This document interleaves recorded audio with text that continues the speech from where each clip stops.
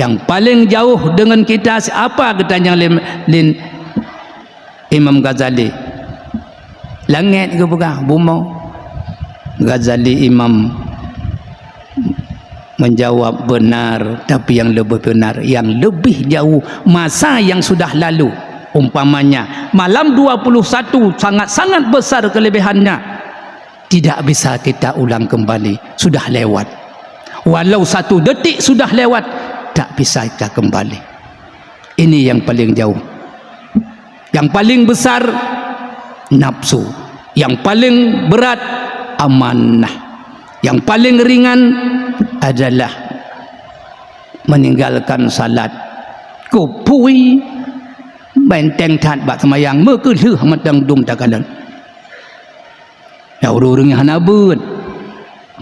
Dan yang paling tajam adalah lidah, lebih daripada pedang.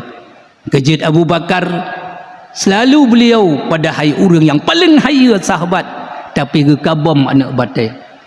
Baik ruh gepegah habai yang sia-sia. Watai kena bi pencerahan, gepinah anak batai gekubduk. Alian gepakai dalam begitu menancit tanya. Kambing saimen laisa lahu min siyami ilal ju' wal as. Berapa banyak manusia yang berpuasa, malingkan yang adanya dia ganggerah getun. Kenapa? Karena banyak omong dapat menghapuskan pahala puasa.